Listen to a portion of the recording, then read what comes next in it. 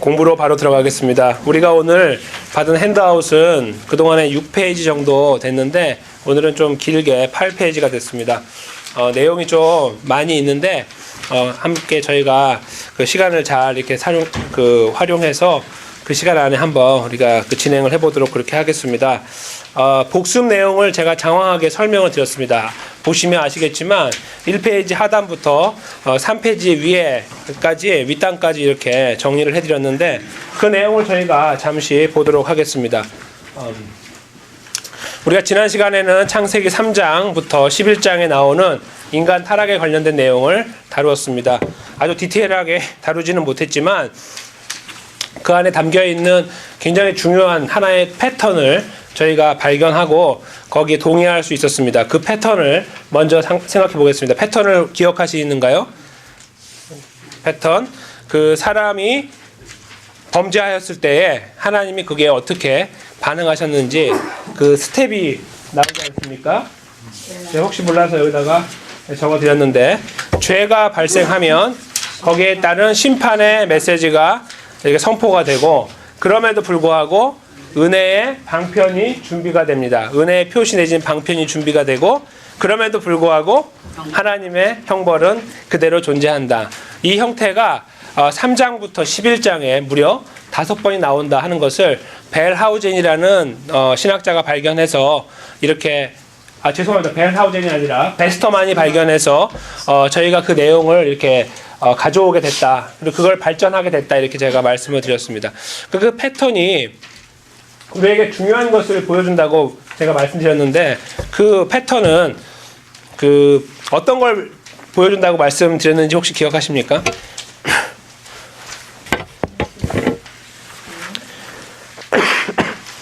예수 그리스도의 구원도 거기에서 우리가 볼 수 있고요.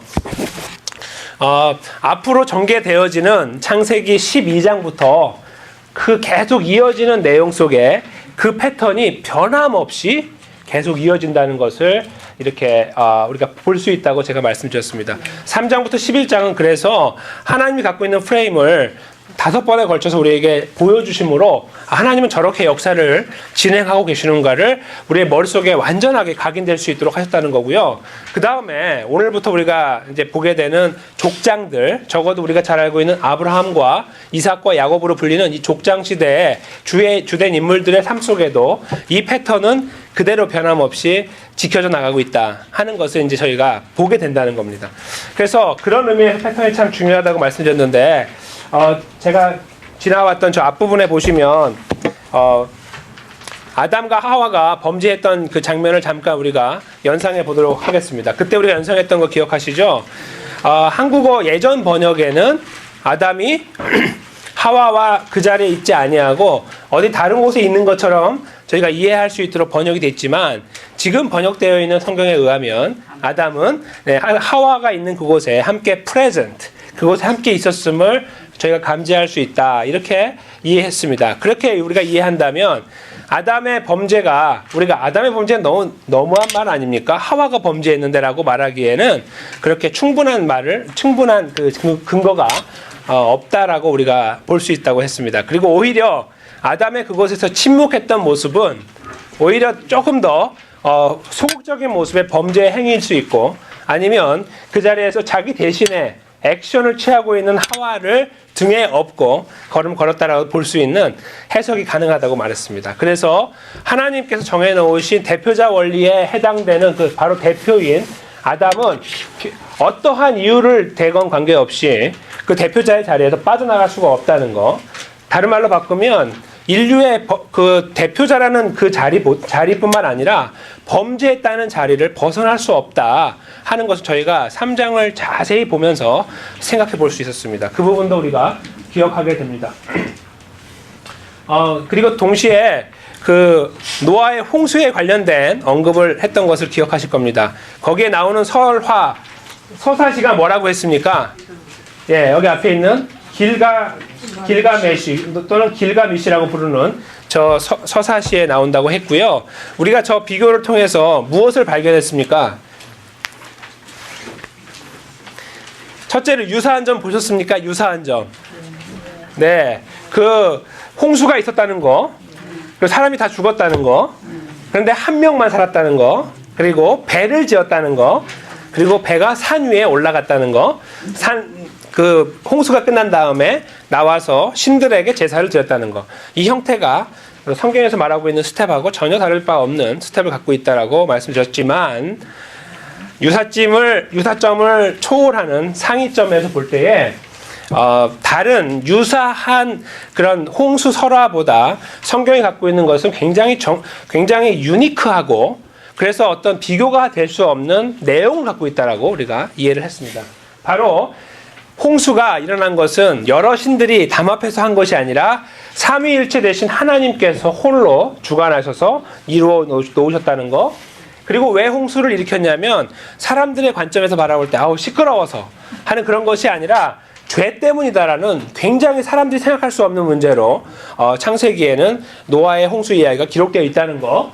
그리고 그런 가운데 하나님의 회복의 과정을 보면 적어도 길가메시에서는 신들이 배가 고파서 어떤 그 제사에 코를 킁킁대고 다가왔던 모습들을 우리가 보게 됐는데, 그런 것과 관계없이 하나님은 그 제사의 과정을 통하여 내가 배고팠는데 잘 됐다가 아니라 그 제사의 과정을 통해 노아와 다시 하나님은 새로운 언약을 체결하시는 것을 보게 된다. 다른 말로 하면 하나님의 회복의 어떤 과정을 제사를 통해서 보게 된다는 것을 저희가 알았습니다. 그러므로 굳이 비교하자면 비교할 수는 있으나 그 내용은 하늘과 땅 차이로 이렇게 큰 차이를 갖고 있다는 것을 저희가 이 비교를 통해서 발견하게 됐던 것을 기억하실 것입니다. 근데 제가 그때 당시에 지난 강의 안에 설명을 드리지 못한 부분이 한 가지 있습니다. 그것은 오늘 제일 마지막 부분에, 그러니까 3페이지 부분에 나와 있는데요. 3페이지, 그러니까 제일 위에 보시면은 알파벳으로 G가 있습니다. G. 예, 그 부분은 되게 중요하기 때문에 제가 다시 한번 적어드렸고 읽기를 원합니다. 그래서 그 부분을 우리가 함께 한 목소리를 읽어보도록 하겠습니다. 좀 길지만 시작. 이러한 비슷한 이야기가 존재하는 것은 매우 중요한 사항을 말해줍니다.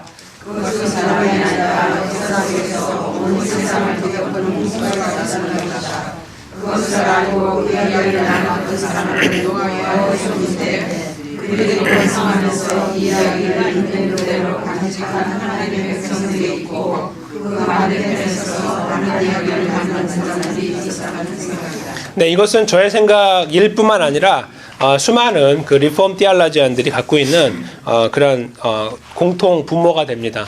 그래서 왜 같은 이야기들이 존재했을까? 우리는 이런 것들로 어떠한 사실을 생각할 수 있을까? 그것은 분명히 유니버설한 홍수가 있었습니다. 이 세상에 있었고, 그 내용을 알고 있던 노아의 후손들이 우리가 알다시피 셈과 함과 야벳이 그대로 쭉 정통적으로 흘러가는 것이 아니라 사방으로 나누어졌으며, 하나님의 그 뿌리를 갖고 있는 것이 아니라 나누어진 사람이 많았음을 저희가 알고 있습니다. 그런 것들이 여기에 접목이 되어지고 조화가 된다면 결국 여기에서 제가 정리해 드린 것처럼 분명한 사실 한 가지가 있었지만 변형되었다라고 보는 것이 훨씬 정확하고 올바른 성경적인 이해가 된다는 것입니다. 그래서 우리가 길가메시라는 서사시를 통해서 우리가 성경의 우월함을 발견하는 것도 중요하지만 더 중요한 것이 있다면 홍수는 분명히 있었다는 거예요. 근데 그것이 성경에서만 증거하는 것이 아니라 사실은 세상의 역사 속에서도 증명이 되고 있다는 겁니다.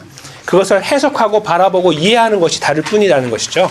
그렇게 볼 때 우리가 이해하고 있는 성경 속에 나와 있는 노아의 홍수는 우리에게 성경으로 메시지를 줄 뿐만 아니라 분명한 사실이기 때문에 우리가 하나님의 이 말씀이라는 것으로 성경을 이해하는 데 큰 도움이 되어지게 됩니다. 오늘은 이제 우리가 잘 알고 있는 아브라함으로 들어가려고 하는데요. 아브라함에 대한 그 내용을 잠시 12장 내용을 통해서 다루려고 합니다. 아브라함은 그 몇 가지 우리가 갖고 있는 생각에 좀 정리가 필요할 것 같긴 한데요. 한번 제가 그 잠깐 말씀을 나눠드리겠습니다. 일단 아브라함은 어떤 그 노아의 세 아들 중에 어느 아들의 후손일까요? 예, 당연히 셈의 후손으로 이제 기록이 되어지고 쭉 이렇게 11장 부분에 보면 자세하게 설명이 되어 있습니다. 그러면 셈 후손으로 아브라함이 이렇게 하나님의 부름을 받게 되었을 때 아브라함을 설명하고 있는 다른 어떤 수식어가 있습니까? 예를 들면 아브라함의 어떤 성품이나 하나님과의 관계나 어떤 소위 노아 같은 경우 의로운 사람이라고 한다거나 어떤 그런 수식어를 발견할 수 있습니까?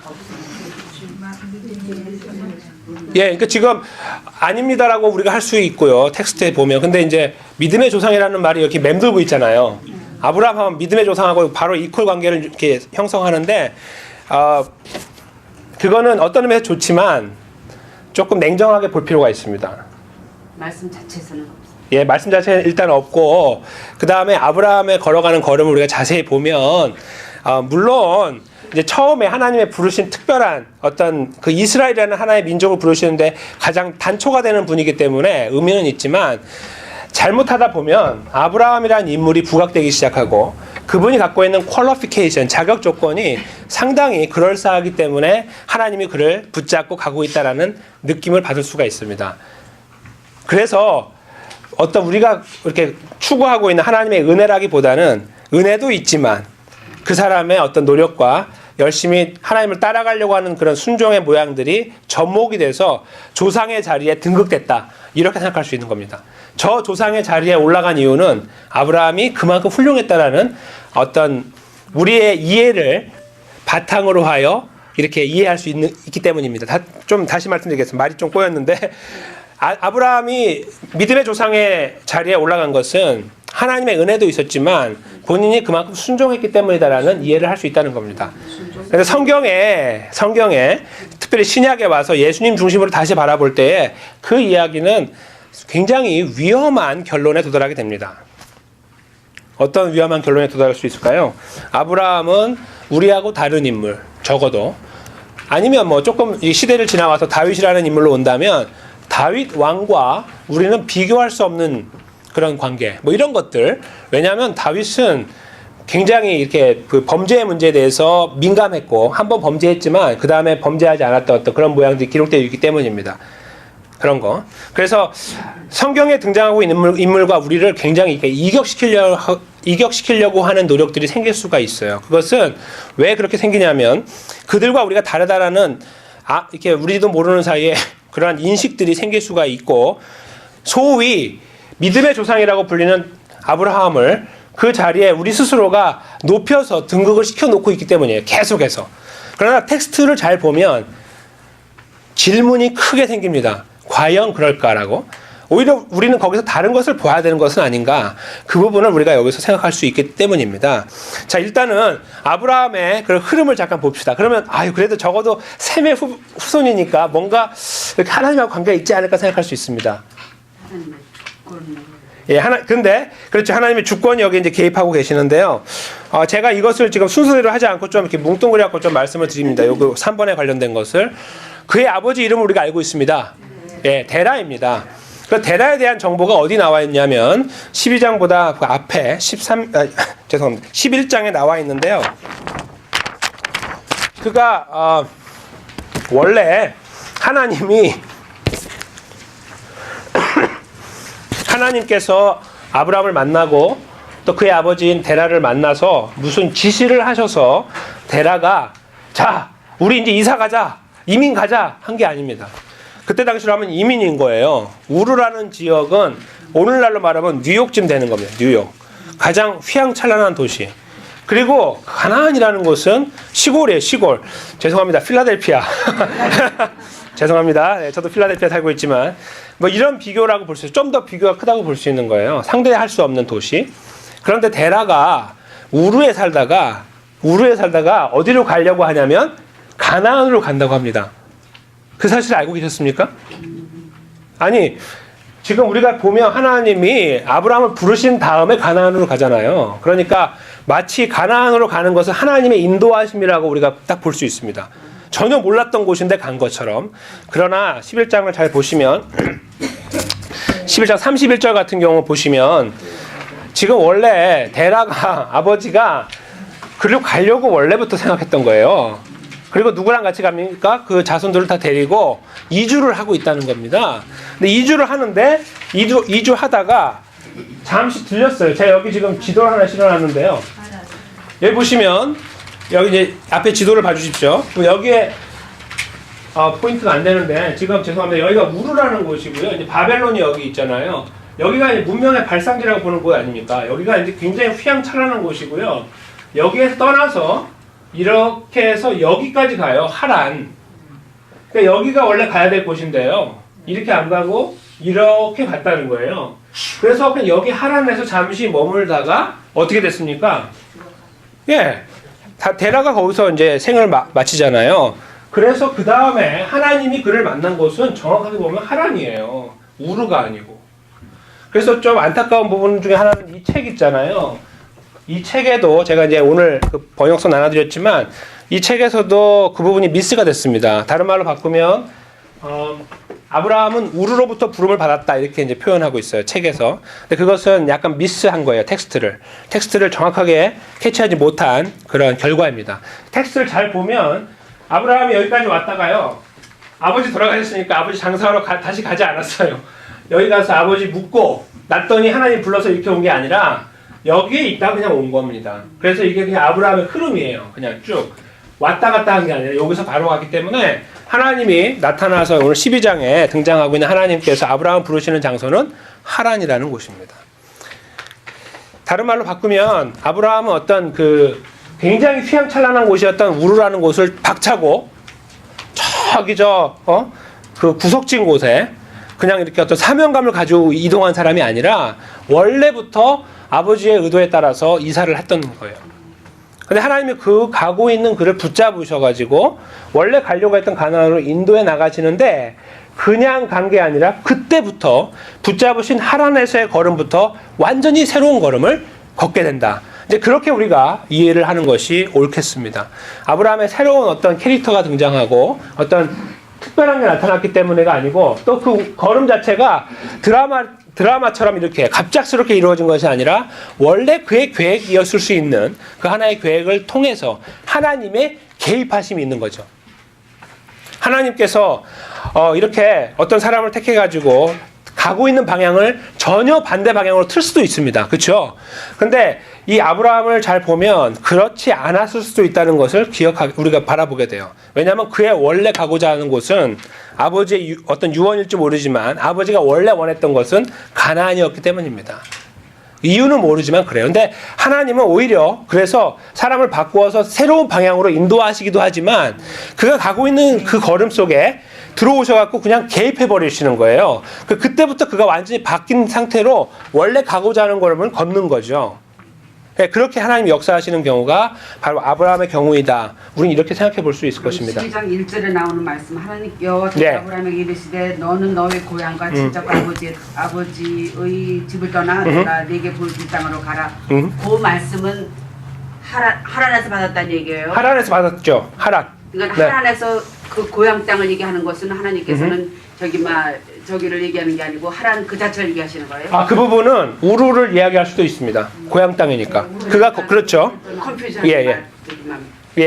그러니까 지금 여기를 떠난다고 하기 때문에 지금 우리 권사님 말씀처럼 이렇게 왔다 갔다 하는 걸음을 연상할 수가 있다는 거고 우르라는 지역에서부터 출발했다고 생각할 수 있는 거예요. 그게 오해인 거죠. 근데 사실은 하란이라는 장소, 피지컬이 여기에서 출발했다는 거예요. 그러나 떠난다는 표현 자체는 어떤 의미에서 그동안의 아버지의 컨트롤을 받아왔는데 자기 아버지의 근데 그를 벗어나는 그런 의미를 거기서 우리에게 주고 있다고 볼 수 있습니다. 그 데라라는 분이 있잖아요. 어떤 분인지에 대한 내용이 여호수아 24장 2절에 나오는데 제가 나누어 드린 핸드아웃 4페이지에 거기 9번에 보시면 중간 부분에 기록되어 있어요. 그가 어떤 사람이었는지 잠깐 한번 읽어보겠습니다. 그러니까 4페이지에 9번 중간 부분에 여호수아 24장 2절인데 한번 읽어주십시오. 시작. 그래서 모든 백성에게 이르시되 이스라엘의 하나님 여호와께서 이같이 말씀하시기를 옛적에 너희의 조상들 곧 아브라함의 아버지 나홀의 아버지 데라가 강 서쪽에 거주하여 아르시를 섬겼으나 여기서 나옵니다. 다시 한번 거기 컨퓨즈가 좀 있으신데 9번의 첫 부분이 아니고 9번에서 조금 아랫부분 중간 부분 내려오시면 네 번째 줄에 9번에서 네 번째 줄이요. 거기 보시면 여호수아 24장 2절을 제가 기록해 드렸습니다. 거기 보시면 데라라는 분에 대한 설명이 나오는데 나홀의 아버지 데라가 강 저쪽에 거주하여 하나님을 섬겼으나가 아니고 다른 신들을 섬겼으나입니다. 이것이 우리에게 비춰주는 또 하나의 중요한 그 내용이 있습니다. 아브라함은 우리가 생각할 때 하나님을 잘 섬겼을까 아닐까를 고민할 수가 있는데 적어도 그 가정 배경으로 보면 하나님하고 사실은 관계가 없는 사람처럼 등장하는 거예요. 정확하게 보면 아브라함 믿음이 좋았기 때문에 그 믿음으로 하나님의 픽업을 받은 것이 아니라는 것을 우리 생각할 수 있습니다. 이것은 either way예요. 그럴 수도 있고 아닐 수도 있어요. 그는 그럼에도 불구하고 하나님을 섬겼을 수 있지만 성경에서 어떤 멘션이 없다는 것을 놓고 적어도 데라에 관련된 내용만 있다고 볼 때 그는 다른 신을 섬겼다고 볼 때 아브라함도 그 가족의 백그라운드 때문에 하나님하고 등을 돌리고 하나님을 알지 못하는 그런 자리에서 어떤 의미에서 우상을 섬기는 자리에서 있었을지도 모른다는 거예요. 그러니까 우리가 생각하는 것처럼 아브라함은 뭔가 이렇게 준비가 되었기 때문에 하나님의 부르심을 받은 것이 아니라 하나님께서 그런 모든 관계하고 관계없이 그냥 무조건 택하신 그런 느낌을 여기서 받게 된다는 거예요. 어떠한 배경도 중요하지 않고 그것도 가고 있는 중간에 차라리 어떤 우르에 살고 있는 또 사람들이 얼마나 많았겠어요. 그런 사람들 중에 뭐 셈족이 아니라도 함족이라도 야베족이라도 하나님 원하시면 택할 수 있다는 거 우리가 생각할 수 있다는 거예요. 그게 바로 지금 아브라함이라고 하는 인물을 택하는 과정 속에서 우리가 면밀하게 봐야 되는 겁니다. 아브라함은 그래서 우리가 이 사람은 참 대단한 사람이었다라는 것을 갖고 보는 것을 일단은 지워야 되겠다 하는 것을 12장과 11장 사이를 이렇게 오가면서 우리가 볼 때 생각할 수 있는 중요한 내용이 되겠고요. 그래서 제가 그 부분에 대해서 이제 9번에 그 방금 읽으신 부분에 거기 이제 그 다음 이어지는 화살표에 보시면 여기에서 굉장히 중요한 리플렉션이 나와요. 중요한 그 우리가 이해할 수 있는 큰 어떤 이해가 나오는데요. 그게 뭐냐면 아브라함을 부르심에 대해서 우리가 2차 읽기를 한다면 신약에 나와 있는 하나의 중요한 메시지하고 연결을 가질 수 있지 않겠는가 하는 겁니다. 제가 답까지 다 적어드렸습니다. 이제 그 부분을 이제 암기하시는 것만 남아 있습니다. 어떻게 아시겠죠? 에베소서 2장 8절에서 9절. 예, 혹시 너희는 그 은혜에 의하여 믿음으로 말미암아 구원을 받았으니 이것은 너희에게서 난 것이 아니요 하나님의 선물이라. 네. 그럼 요 아브라함 그 사건을요. 예. 어느 날 갑자기 하나님이 픽업하신 그 사건을 네. 담의 세계에서 예수님을 만나는. 예. 그렇죠. 지금 제가 여기서 에베소서만 넣어드렸지만 지금 말씀하신 거에 동의할 수 있으십니까? 예. 사도 바울, 사울이었을 때에 다 준비된 그 사람, 그렇죠? 예수님만 빠져 있었잖아요. 다 준비됐는데 율법으로 모든 것이 다 준비된 그 사람이 그것을 가고 있을 때 하나님이 그 도중에 그를 픽업하시는. 다메섹이 여기입니다. 여기 다메섹. 네, 참고로. 제가 다음 시간에 넣어드리겠습니다. 예, 원래 지도를 실을까 하다가 지면이 좀 부족해가지고 안 실어드렸는데 꼭 실어드리겠습니다. 그래서 지금 이런 어떤 그 리플렉션들을 찾아낼 수 있으면 그 하나님께서 어떤 갑자기 성경에서 튀어나오셔가지고 아브라함이라는 인물 다음으로 바로 나를 택하는 그런 모습보다는요, 성경 속에서 이미 수많은 사람들을 만나시고 택하시고 변화시키시고 하는 과정에서는 아브라함의 모습이 일종의 샘플이 되어지고 파운데이션이 된다. 그것을 이렇게 우리가 금방 연결해서 알 수가 있을 것입니다. 거기에서 우리는 아까 에베소서 2장 8절 9절에 나오는 것처럼 그러므로 누구든지 무엇을 못한다고 하죠? 하나님 앞에 그렇죠. 우리의 구원의 문제를 자랑할 수 없다라고 사도 바울이 쓰고 있습니다. 한 가지 더 궁금한 게 예. 그 많은 사람들이 네. 특별히 믿음에 정말 굳게 선 사람만 성경에 기록을 하신 것인지 아니면 네. 하나님이 픽업하시는 다 사도 바울처럼 아브라함처럼 그렇게 특별한 믿음을 가졌어요. 예, 질문이 이렇게 간단하게 답할 수도 있겠지만 좀 깊은 질문 같습니다. 일단은 제가 지금 이렇게 이렇다 저렇다 지금 말씀드리긴 좀 그렇고요. 개인적으로 말씀드릴 수 있는데 지금 여기가 강의라서 조금 생각을 해야 되는 부분이긴 한데요. 믿음의 문제에 대해서 만약에 이건 말씀드릴 수 있을 것 같아요. 적어도 믿음의 퀄리티나 아니면 클래스를 나눈다는 것은 조금 고려를 많이 해야 되는 부분 같습니다. 성경에 등장하는 인물들이 어떤 클래스가 됐기 때문에 그만한 자격 조건을 갖추었기 때문에 성경에 등재되었고 그렇지 못한 사람들은 그렇지 못했다라고 하면 그 부분을 조금 저희가 고민을 해야 되는 부분 같습니다. 왜냐하면 아까 제가 잠깐 말씀드린 것처럼 그렇다고 하면 성경에 있는 많은 인물들과 우리는 너무 다른 존재가 됩니다. 거기에서부터 우리는 차이를 느끼고 시작하기 때문에 그러나 예수님은 그렇게 말씀 안 하셨잖아요. 네, 그러니까 우리는 모두 예수님 안에서 새로운 피조물 하나. 여기 방금 말씀하신 것처럼 자랑할 수 없는 다 똑같이 망했던 존재들인데 똑같이 살아난 존재이기 때문에 어떤 그런 식으로 우리가 좀 생각한다면 대략적인 어떤 답이 되지 않을까 생각합니다. 네, 감사드리고요. 5페이지로 가서 그 다음 내용으로 진행하겠습니다.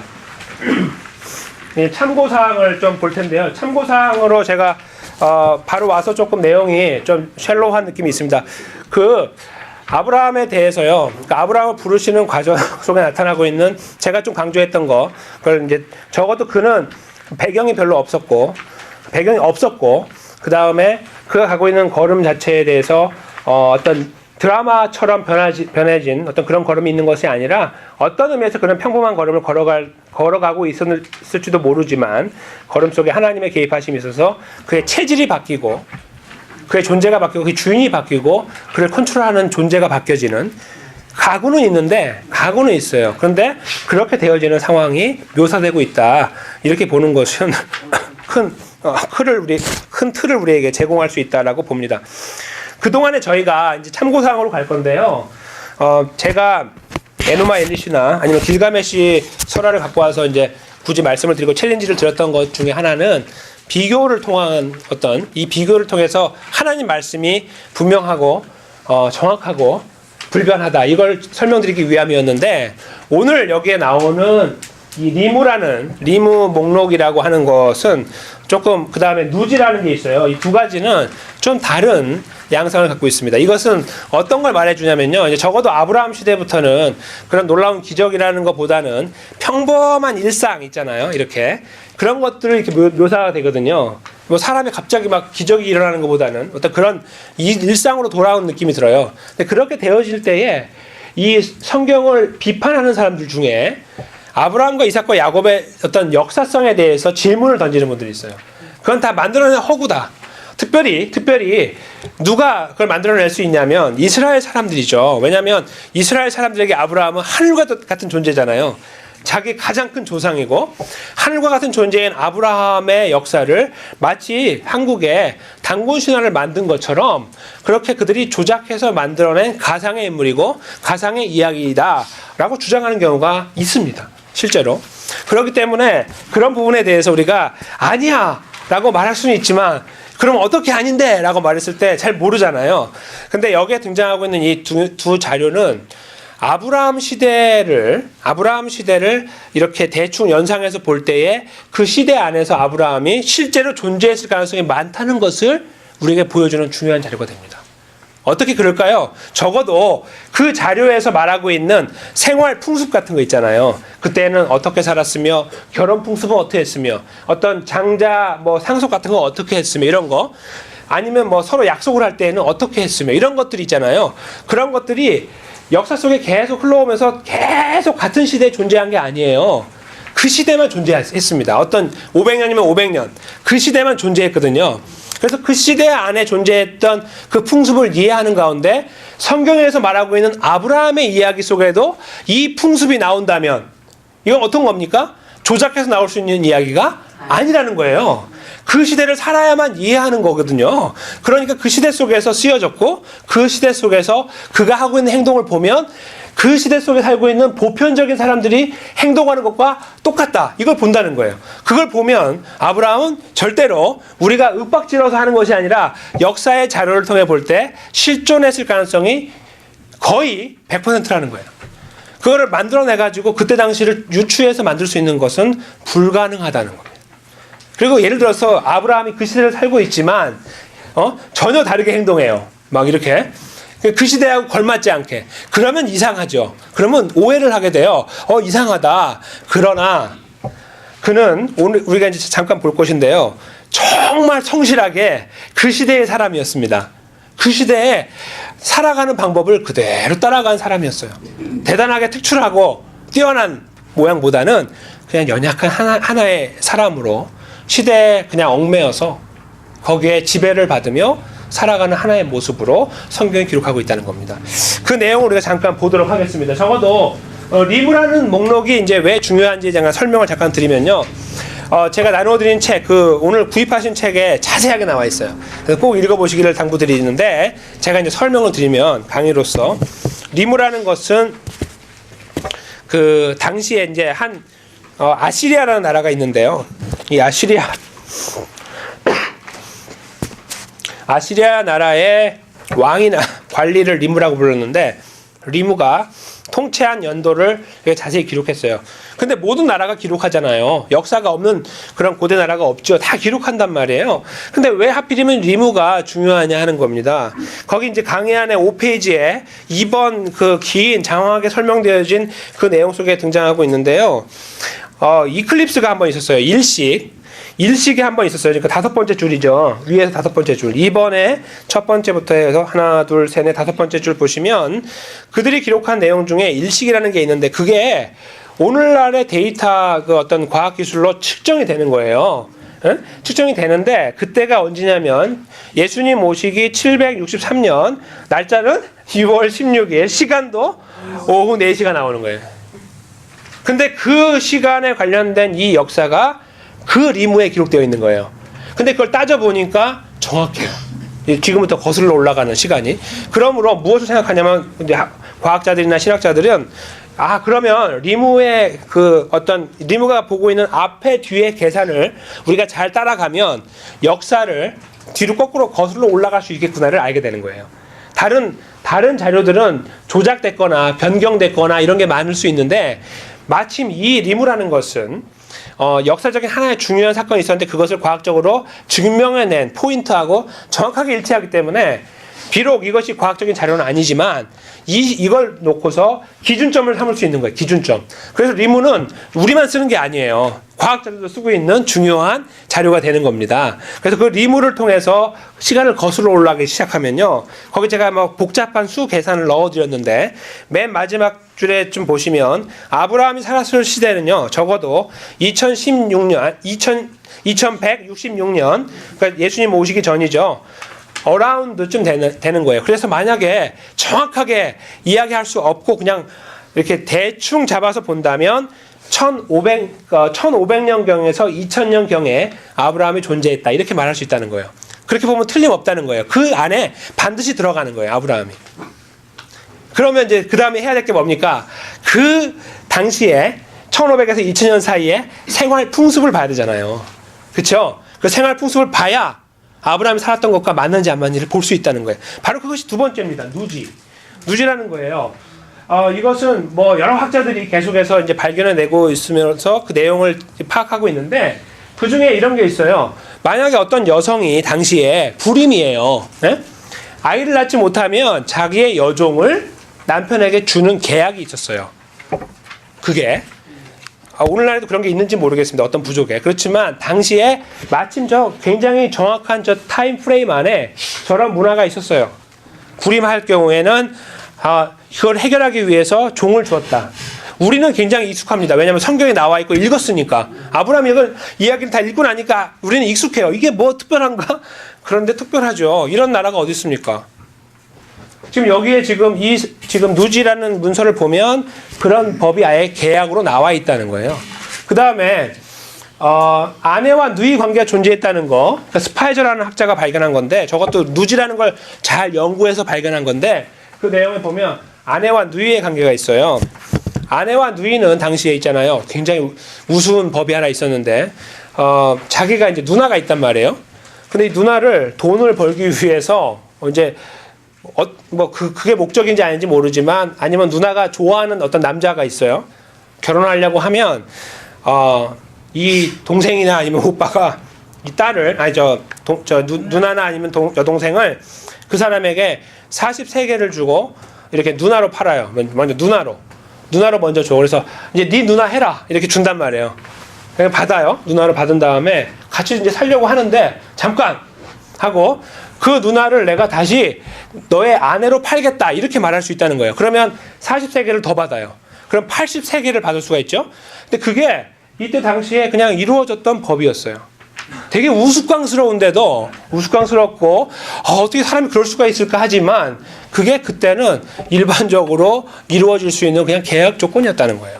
다 그랬는지 그렇지 않은지는 몰라요. 그러나 저런 법이 있다는 건 놀라운 일이에요. 왜 그렇죠? 아브라함이 떠오르잖아요.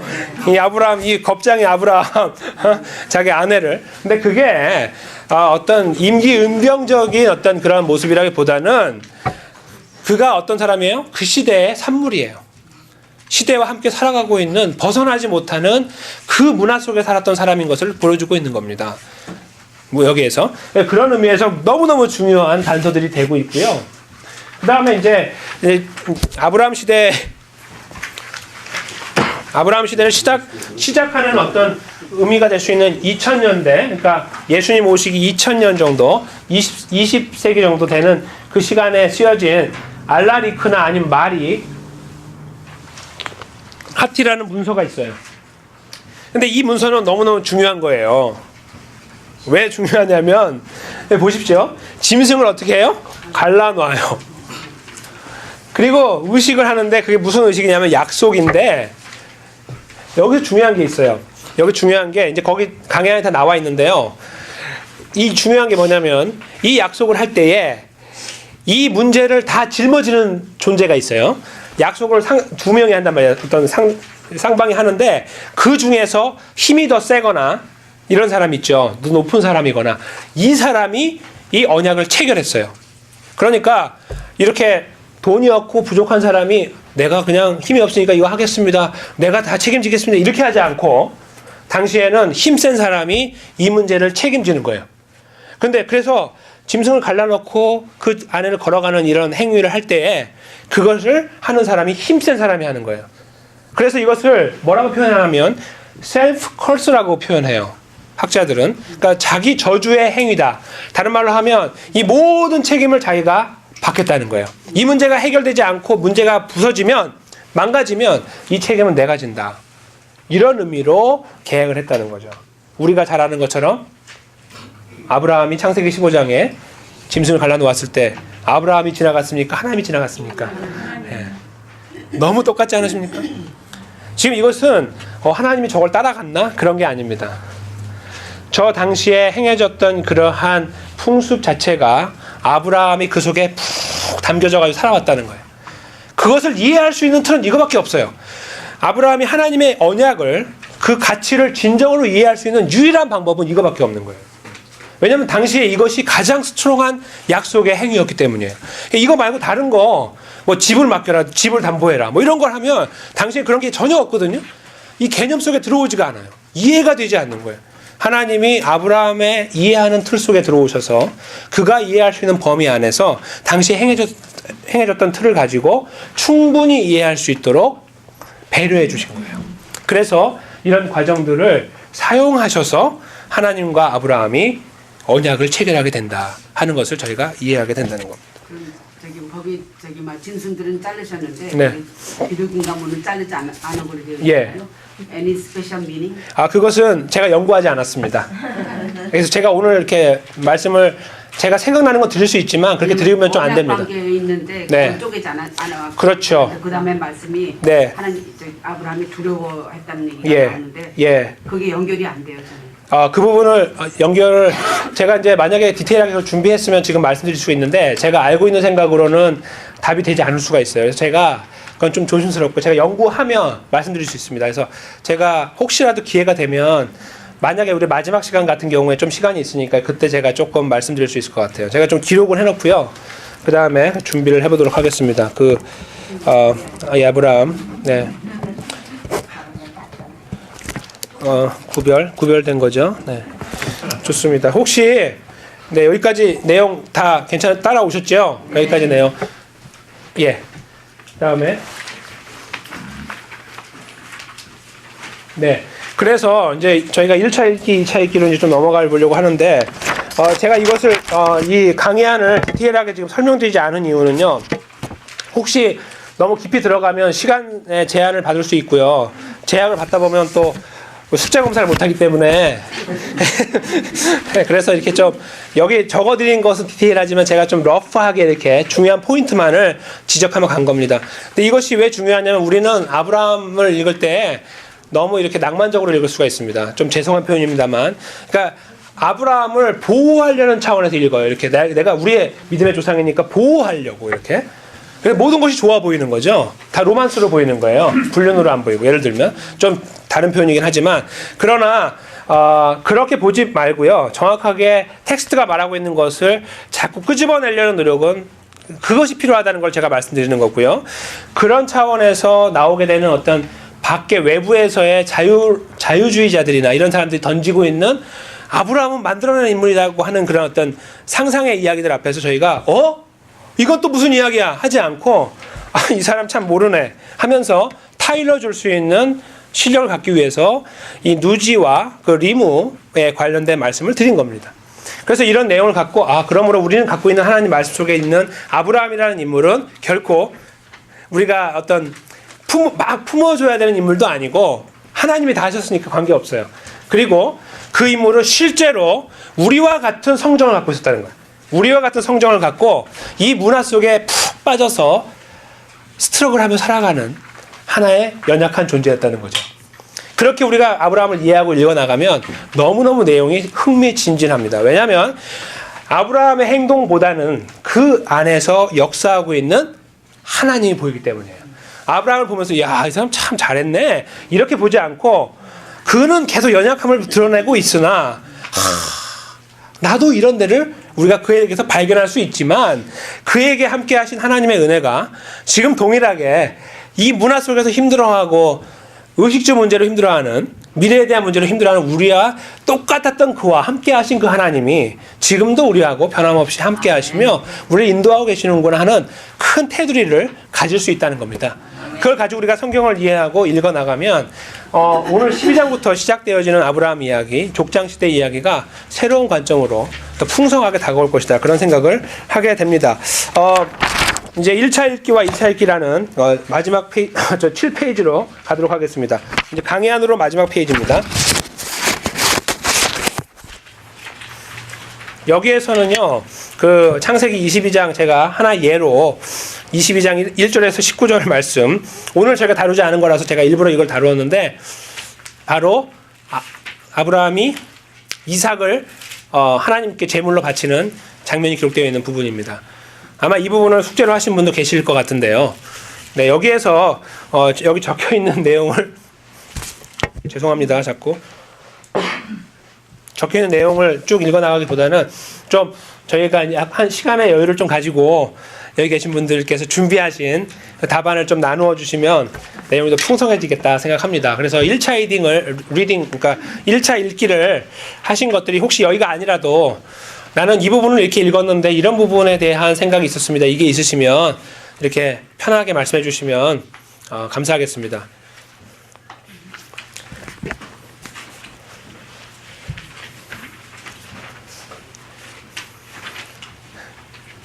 지금 제가 여기서 바라볼 때 현상이 굉장히 똑같은 현상인데 전부 저를 안 보고 강의안을 뚫어지게 보시는데 그리고 아마 제가 볼 때는 쓰신 답을 보시는 것 같아요. 이거 말할까 말까 이렇게 말씀하셔야 됩니다. 네. 죄송하지만요. 지금 지금 받은 저희들의 말씀을 네. 가지고 좀 더 풍성하게 할 수 있으면은 네. 저희들이 허락하신 이거 여기에 2차를 갖다가 접목을 시켰으면 아까 접목을 딱 한 가지만 하셨는데 네네. 접목을 더 시켜주시면 감사하겠어요. 왜냐면은 지금 우리 아브라함의 그 부르신 거기에 대해서 네. 1, 2, 3, 4 신약의 기자들이 이 부분을 인용했었는지 살펴보자. 네네. 신약의 사건과 이거는 간단한 대답이 나오는데 네. 이 신약의 사건의 비슷한 현상을 없는지 살펴보자. 네. 이게 바로 따로 예를 들어 이거를 더 피니싱 하면은 네. 컴플리트하게 이거를 더 뭐랄까 정확하게 우리가 클리어할 수 있을 것 같아요. 알겠습니다. 그러면 지금 오늘 여기 제가 준비된 틀에는 이 부분에 대한 이렇게 1, 2, 3로 제가 이렇게 답을 다 넣어드린 게 아니기 때문에 오늘 그것을 하기엔 약간 시간적인 무리가 있고요. 제가 다음 시간에 하나의 모델을 준비할 때는 지금 맨 마지막 페이지에 있는 그 틀 있잖아요. 네. 그 틀을 하나 만들고 거기다 제가 답을 적어서 샘플로 그거 가지고 와서 그걸로 함께 나누도록 그렇게 하겠습니다. 하긴 했는데 예. 말씀을 듣고 보니까는 영 딴 대답을 쭉 써놨어요. 아 근데 그게 지금 저희가 계속 훈련하기 때문에요. 훈련인데 예. so embarrassing. 아, 그래. 죄송합니다. 네. 근데 꼭 그러실 필요는 없다고 보고요. 그 성경이 갖고 있는 의미를 어떤 목사가 항상 목사는 옳아서 그것을 항상 정확한 메시지를 갖고 있다고 말할 수는 없어요. 똑같이 실수할 수 있기 때문에. 그래서 지금 어떤 의미에서 지금 권사님 말씀하신 그런 부분의 답 자체가 완전히 틀린 거라고 말할 수도 없을 수 있어요. 틀릴 수도 있지만 그렇지 않을 수도 있거든요. 그래서 그렇게 너무 이렇게 좀 부정적으로 생각하지 마시고 트라이 계속 하시면서 답을 한번 읽어주시면 어떠실까요? Oh my God. 예. 와우. 거기 어떻게 1차를 한번 하나만 읽어주시면 좋겠어요. 시간이 한정되니까 1차를 읽어주시거나 2차를 읽어주시거나. 1차는 그냥 보통적으로 적었는데 2차가 예. 어려운 것 같아요. 텍스트가 어디셨습니까? 본문은? 지금 말씀 저기 한 거 저기 아브라함 저기 막 창세기 12장. 12장. 예, 예. 12장 1절부터 알겠습니다. 네. 그럼 빨리 간단히. 예, 한번 해주시면 좋겠습니다. 1차 읽기에서 본문을 되는 중요한 또는 의미 있는 사실은 무엇인가? 첫 번째는 하나님이 아브라함을 선택하시고 두 번째는 아브라함이 여호와의 말씀에 순종해 하란을 떠나 가나안 땅으로 가는 것이다. 저는 그렇게 봤어요. 근데 네. 말씀하실 때 그게 아니었거든요. 그리고 그다음에 네. 이번 본문에서 예수님이 없어도 배울 수 있는 것은 무엇인가? 하나님 말씀의 순종. 네. 그다음에 세 번째 하나님의 언약을 발견할 수 있을까? 넘버 원, 내가 너로 큰 민족을 이루고 내게 복을 주어 내 이름을 창대하게 하리니 너는 복이 될지라. 저는 곳곳으로 복을 줬어요. 네. 그다음에 넘버 투, 너를 축복하는 자에게는 내가 복을 내리고 너를 저주하는 자에게는 내가 저주하리니 당신의 땅의 모든 족속이 너로 말미암아 복을 얻을 것이라. 네. 그래서 전 그렇게 하는데 목사님 말씀과 좀 가는 길이 좀 다른 것 같아요. 잠시만요. 여기까지만 잠깐 보겠습니다. 거기까지만 잠깐 하겠습니다. 지금 권사님 말씀하신 그 답안이 틀렸다고 생각하십니까? 예. 굉장히 정확하게 텍스트대로 그냥 받으셔가지고 정확하게 쓰셨잖아요. 전혀 2차 읽기가 예. 너무 틀려요. 1차 읽기가. 네. 그럼 오늘 권사님이 2차 읽기까지 죄송하지만 한번 좀 달려주십시오. 예, 빠른 시간 안에. 네. 아유 너무 길어요. 괜찮습니다. 그러면 저기 일단은 거기에서 그 혹시 2번을 한번 해주시면 좋겠네요. 유비가 있는지. 예. 신약의 사건과 유비 비슷한 이것이 영 틀려요. 그래서 네. 저는 여기서 저기 집어내기를 마태복음 28장 19절에 나오는 말씀으로서 그러므로 너희는 가서 제가 포커스가 뭐냐면은 네. 아브라함을 선택하셔가지고 가라 그래서 떠났잖아요. 그래서 간 거를 생각해서 네. 이 간 거에 대한 것이 무엇인가 생각해 보니까 다른 건 없더라고. 그러니까 마지막 주님의 말씀이 그러면 너희는 가서 모든 민족을 제자를 삼아. 그래서 이것이 이제 자녀들이 그러니까 퍼지는 거를 생각을 했거든요. 네. 그래서 아들과 성령의 이름으로 세례를 받고 그렇게 해서 그거를 끝났어요 저는요. 그러면 여기까지. 예, 우리 지금 권사님 나눠주신 세컨 리딩 어떠십니까? 훌륭하시죠? 권사님, 예. 왜냐하면 유비라는 것은요, 어떤 과학적인 틀에 의해서 찾는 게 아니라, 어넬러지라는 말 자체가요, 비슷한 이야기를 말하는 거예요. 근데 그것은 성경에서 계속 반복돼요. 여기 아까 틀이 반복되는 것처럼 그게 하나님 방법이에요. 그래야 이해할 수 있으니까 계속 반복하시는 틀이 신약에도 발생하는 거예요. 그래서 그런 의미에서 지금 보시는 어떤 보내는 입장의 하나님의 그 자리에서 보내는 입장에서 하나님 백성을 이해하는 것은 전혀 틀린 이해라고 볼 수 없습니다. 그리고 당연히 복의 근원이라는 의미에서 볼 때요. 복의 근원. 그거는 우리가 어떤 스피리추얼 블레싱을 본다면 여기 계신 모든 분들은 이미 그 복 가운데 들어가 계신 분들이고 첫째 그게 우리의 목적이 아니잖아요. 거기 들어가 있는 것은 그 다음 단계를 우리에게 요구하고 있는데 그것은 너로 말미암아 어떻게 하나님의 복음이 예수 그리스도가 어떻게 되는 겁니까? 나누어지는 거잖아요. 그래서 그게 어떤 의미에서 스피리추얼 블레싱 어떤 그 복의 근원이 된다는 그 말의 의미가 되는 거라고 충분히 이해할 수 있는 겁니다. 예수님 안에서. 그렇죠? 그렇게 이해하는 의미에서 볼 때 너무나 정확한 텍스트를 권사님께 탁 픽업하셨다고 봅니다. 네 번째 게 영 아니에요. 네, 그럼 일단은 우리 권사님 거기까지. 예, 너무 좋고요. 일단은 예, 우리 이제 한 시간이 좀 남았으니까 다른 분도 한번 우리 이제 이쪽 사이드 한번 하셨으니까 또 이쪽 사이드에서 한번 이렇게 하시면 좋겠습니다. 예. 예. 저는요 아까 그 아브라함을 우르에서 불러내서 네. 하나님께서 네. 말씀하셨는데요. 네.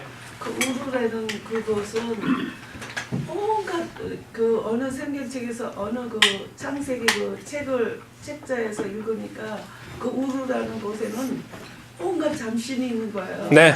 그래서 거기에서 그 아브라함을 하나님께서 무턱대고 이렇게 부르신 게 아니라 우리처럼 우리 이 지금 시대처럼 우리가 어느 뭐 그 잡신들을 실어서 또 이렇게 그런 가족들이 또 있을 거 아니에요. 네. 그래서 그 데라가 그 가족들을 데리고 떠나지 않았습니다. 그래도 뭔가가 조금은 그래도 하나님이를 그 하나님을 잊지 말라고 저기 그런 하나님을 그래도 의지하지 않았을까 그런 생각이 들어요. 그 가족을 네. 불러내신 이유 네.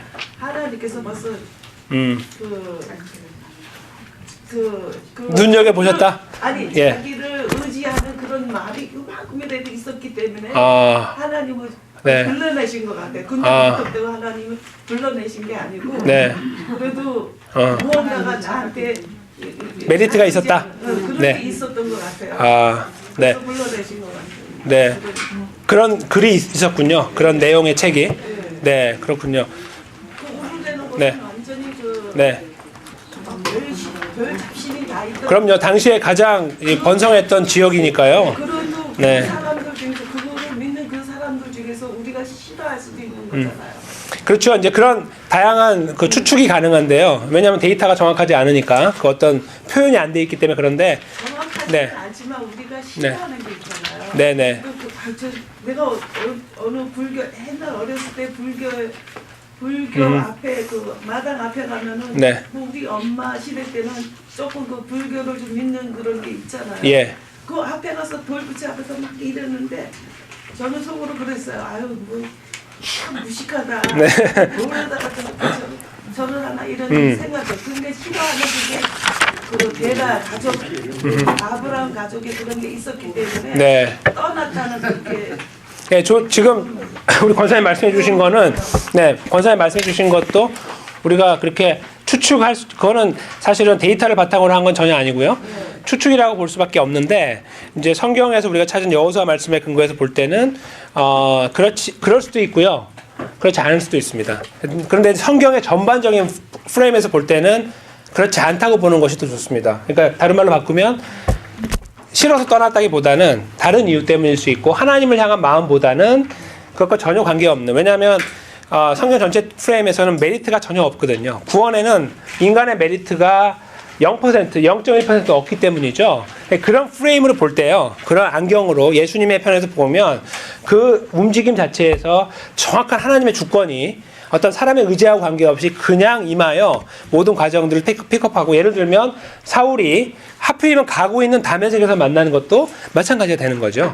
예. 근데 아까 그 사울이 그 울법적으로 모든 네. 것을 준비는 되는데 네. 예수님만은 몰랐잖아요. 예, 그렇죠. 그렇듯이 예. 그 가족한테도 네. 뭔가 거기에 그 우르를 떠나야 하는 그 이유가 물론 하나님께서도 불러주셨지만 네. 그 우리 인간 자체에서도 보면은 뭐 이렇게 싫어하는 거. 알겠습니다. 사람들 하는 그 모든 행위들이 싫어서 네. 떠나 다른 곳으로 가고 싶어하는 그런 게 있잖아요. 그렇죠. 우리 권사의 말씀 일단은 네, 그 중요한 그 하나의 포인트니까요. 감사드리고요. 또 저희가 그런 부분을 좀 앞으로 이야기할 수 있을 거예요. 왜냐하면 이삭도 나오고 야곱도 나오니까 계속 볼 수 있거든요. 족장을 보면서 그렇게 좀 같이 이야기를 모아가면 좋겠습니다. 예. 네, 우리 저희 강 집사님께서 네. 저희가 지금 1차 읽기, 2차 읽기를 계속 준비를 하다 보니까요. 예. 지금 잘못하면 진짜 성경을 잘못 해석하는 어마어마한 문제가 생길 수도 있다고 예. 생각이 듭니다. 이게. 예. 그러니까 어떤 면에서 그럴까요? 성경을 읽으면서 감동을 어느 구절에서도 성경의 감동을 느껴서 하나님을 발견하는 게 좋은데 네. 1차, 2차 읽기가 첫 번째 문제가 예. 저희가 지금 예수님과 하나님을 나눠버립니다. 예. 그냥 쉽게. 예. 구약에서 내가 받은 것은 이 창세기 읽은 건 무엇입니까? 네. 내 하나님의 말씀을 순종하는 것입니다. 네. 신약에 가서 내 예수님의 말씀. 이게 다른 게 되는 겁니다. 네. 예수님이 하나님인데 네. 결국 같은 얘기인데 예. 예수님이 하나님을 완전히 구별해 버리는 네. 이상한 문제가 생기는 겁니다. 지금 예. 구속사를 강조하다 보니까. 예. 그래서 알겠습니다. 그러면 이 중간에 그러니까 실제로 이 창세기를 맨 처음에 저희가 1장부터 12장까지 썼을 때 이 창세기를 그동안 이 태도를 모세가 다 이어서 써서 이스라엘 백성들한테 자 이것을 읽어라 그러고 나눠줬습니다. 그때 그 글이 쓰여진 분명한 목적이 있을 거 아닙니까? 예. 첫 번째 목적입니다. 그게 창세기가 쓰여진 첫 번째 목적. 우리가 거기서 3,000년이 지나서 지금 우리한테 대입하기 이전에 창세기를 모세가 써서 이스라엘 백성한테 준 그 첫 번째 목적을 먼저 한번 짚어보고 그 다음에 구속사로 넘어가야지 네. 정확하게 이게 완전히 성경을 잘못 해석하는 문제가 되지 않는 그런 게 아닐까 그런 싶은 방법이 생각이 된다? 듭니다. 그러니까 네. 오늘 같은 문제도 네. 계속 족보가 나옵니다. 창세에 족보가 네. 계속 나오고 아브라함의 족보가 나오는데 그 족보를 이스라엘 백성한테 왜 줬습니까? 하나님께서 그거를 저희가 먼저 짚어야지만 성경 공부가 제대로 되는 것 같습니다. 예를 들면 에돔 족속이 나오면 자 우리가 지금 걸어가는데 여기 에돔 족속이 있다. 이게 우리와 같은 조상이었다. 네. 근데 왜 갈라졌느냐? 우리가 왜 선택을 받았느냐 하나님한테. 네. 이게 해 족속이다. 그러면 우리가 공부하면서 해 족속엔 나중에 누가 나오죠? 그러면 우리 아내 할 때 해 족속이었습니다. 이런 식으로 네. 이렇게 먼저 첫 번째 거를 먼저 봐야지. 근데 네, 그게 실제로 어느 그 신학자님께서 이렇게 와가지고 강의를 하시는데 네. 어느 분들이 오늘하고 똑같은 얘기를 물어봤습니다. 질문을 왜 여호와께서 짐승을 반을 딱 갈라놓고 있는데 이건 안 갈랐습니까? 그리고 예수님이 모래 위에 글을 쓰고 있는데 예수님이 무슨 글을 쓰셨겠습니까? 하고 물어봤습니다. 그랬더니 그분이 대답을 뭐라고 하셨냐면요. 하나님이 안 쓰시고 예수님이 안 쓰시고 성경의 기록자가 안 쓰신 걸 왜 저한테 물어보십니까? 제가 하나님보다 더 뛰어난 사람입니까? 그대로 해석합시다. 있는 구절에서 여기에 있는 걸 요 성경에서 찾고 여기서 찾고 요 안에서 해석을 하는 게 가장 좋은 해석 네. 아니겠습니까? 네. 그렇죠. 예, 네. 진짜 지금은 이렇게 많이 하면 개인한테는 감동인데 네. 이걸 시어를 하다 보면 진짜 성경을 잘못 해석하는 문제가 생기는 것 같습니다. 예, 좋은 의견 감사드리고요. 죄송합니다. 네, 감사합니다. 지금 집사님 갖고 계신 이제 좀 저희가 주의해야 될 부분을 말씀해 주셨다고 보고요.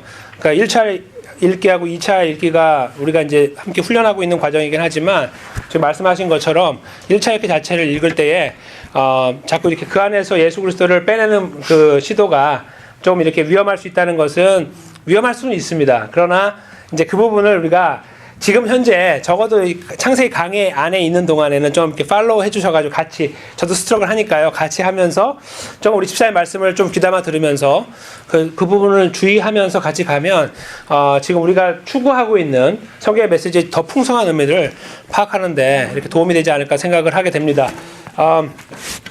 오늘 그래도 우리 권사님 두 분하고 집사님 나눠주셔도 감사하고요. 사실 시간이 좀 더 있어서 더 나눌 수 있으면 좋은데 이제 다음 시간에는